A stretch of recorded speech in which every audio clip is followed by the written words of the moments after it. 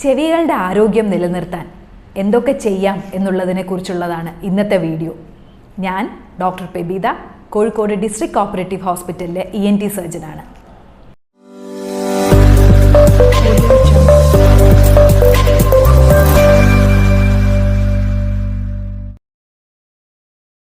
ചെവികളുടെ ആരോഗ്യം എന്ന് പറയുമ്പോൾ ഏറ്റവും പുറത്തെ ചെവിയായ പുറം ചെവി, മധ്യഭാഗത്തെ മധ്യകർണം, ആന്തരിക ചെവി തുടങ്ങിയവയുടെ ആരോഗ്യം വളരെ പ്രധാനമാണ്.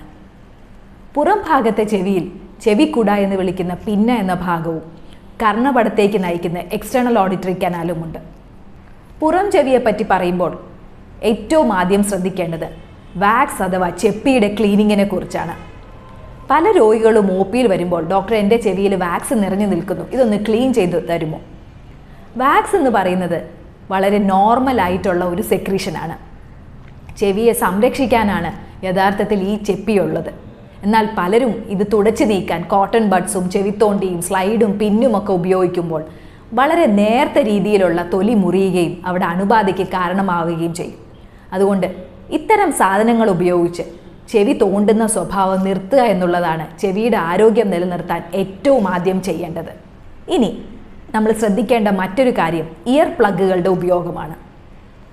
കുറേ നേരം ഇയർ പ്ലഗുകൾ ഉപയോഗിക്കേണ്ടി വരുന്നവരാണെങ്കിൽ വളരെ ടൈറ്റ് ആയിട്ടുള്ള ഇയർ പ്ലഗുകൾ ഉപയോഗിക്കാതിരിക്കുക. ഇതും ഫംഗൽ അണുബാധയ്ക്കും ബാക്ടീരിയൽ അണുബാധയ്ക്കും കാരണമാവാം. കഴിയുന്നതും മറ്റുള്ളവരുടെ ഇയർ പ്ലഗുകളും ഇയർ ബഡ്സും ഷെയർ ചെയ്യാതിരിക്കുക. പിന്നൊരു കാര്യം പ്രത്യേകിച്ചും ശ്രദ്ധിക്കേണ്ടത്, ഡോക്ടറുടെ നിർദ്ദേശപ്രകാരമല്ലാതെ ഒരിക്കലും ചെവിയിൽ തുള്ളിമരുന്നുകൾ ഉപയോഗിക്കരുത്.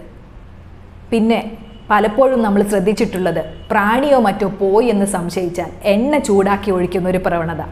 ഇതും ചെവിയുടെ ആരോഗ്യത്തിന് നല്ല കാര്യമല്ല. അടുത്തത്, ചെവിയുടെ കർണപടവും മധ്യകർണത്തിൻ്റെ ഭാഗത്തെ ആരോഗ്യത്തെ നമ്മൾ എങ്ങനെ നിലനിർത്താം? മൂക്കും ചെവിയും കണക്ട് ചെയ്യുന്ന യൂസ്റ്റേഷ്യൻ ട്യൂബ് വഴിയാണ് ഈ മധ്യകർണത്തിൻ്റെ എയറേഷൻ അഥവാ അതിലൂടെ വായു സഞ്ചരിക്കുന്നത്. അപ്പോൾ മൂക്കിലെ അലർജി, സൈനസൈറ്റിസ്, വിട്ടുമാറാത്ത ജലദോഷം, കുട്ടികളാണെങ്കിൽ അഡിനോയിഡ് ഗ്രന്ഥിയുടെ പ്രശ്നം തുടങ്ങിയവയൊക്കെ അതിവേഗം ചികിത്സിക്കുക.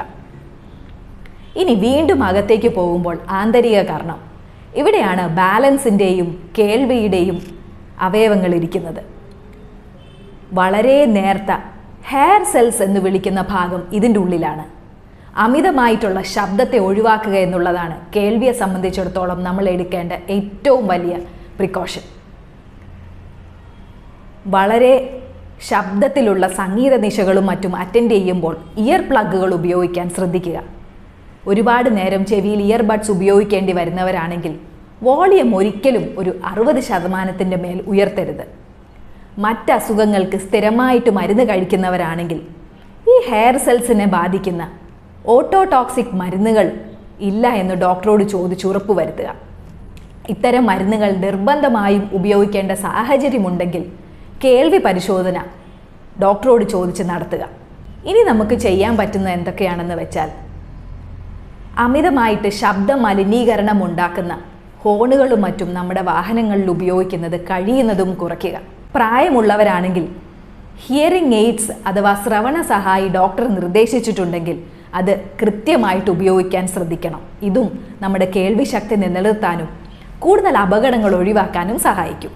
ചെവിയുടെ ആരോഗ്യത്തെ സംബന്ധിച്ചിടത്തോളം നമ്മൾ ശ്രദ്ധിക്കേണ്ട മറ്റൊരു കാര്യം, എപ്പോഴെങ്കിലും ചെവിയിൽ അസഹനീയമായ വേദന, ചെവിയിൽ നിന്ന് നീരൊലിക്കൽ, പനി, ചെവിയുടെ പിന്നിലുള്ള എല്ലിൽ വേദന തോന്നുക, കേൾവിക്കുറവ് അനുഭവപ്പെടുക, ഇത്തരം കാര്യങ്ങൾ ശ്രദ്ധയിൽപ്പെട്ടാൽ വൈകിക്കാതെ തന്നെ ഡോക്ടറെ കണ്ട് അതിനുള്ള പ്രതിവിധി കണ്ടെത്തണം. പിന്നെ മറ്റൊരു കാര്യം ശ്രദ്ധിക്കേണ്ടത് എന്താണെന്ന് വെച്ചാൽ, ചെറിയ കുട്ടികളാണെങ്കിൽ ചിലപ്പോഴൊക്കെ അഡിനോയിഡ് നീക്കം ചെയ്യുന്ന സർജറിക്കൊപ്പം വെന്റിലേഷൻ ട്യൂബ് ചെവിക്കുള്ളിലിട്ടിരിക്കാം. ഇത്തരം കുട്ടികൾക്ക് ചെവിയിൽ അണുബാധ വരാതിരിക്കാൻ അവരുടെ അലർജികൾ നിർബന്ധമായിട്ടും ട്രീറ്റ് ചെയ്യുക. വെന്റിലേഷൻ ട്യൂബ് ഉള്ള കുട്ടികളാണെങ്കിൽ ഒരിക്കലും ചെവിയിൽ തുള്ളിമരുന്ന് ഒഴിക്കാതിരിക്കാൻ ശ്രദ്ധിക്കുക. ആന്തരിക കർണത്തിൻ്റെയും മധ്യകർണത്തിൻ്റെയും പുറം ചെവിയുടെയും ആരോഗ്യം നിലനിർത്താൻ എന്തൊക്കെ ചെയ്യണമെന്നുള്ളത് നമ്മൾ മനസ്സിലാക്കി. ഈ ഒരു വീഡിയോ നിങ്ങൾക്ക് ഇഷ്ടപ്പെട്ടെങ്കിൽ എൻ്റെ വീഡിയോ ഒന്ന് ലൈക്ക് ചെയ്യുക, കമൻറ്റ് സെക്ഷനിൽ അഭിപ്രായങ്ങൾ രേഖപ്പെടുത്തുക, എൻ്റെ ചാനൽ സബ്സ്ക്രൈബ് ചെയ്യുകയും ചെയ്യുക. ചെവിയുടെ ആരോഗ്യം മറ്റുള്ളവരിലേക്കും നിലനിർത്താൻ ഈ വീഡിയോ ഒന്ന് ഷെയർ ചെയ്യുകയും ചെയ്യണേ.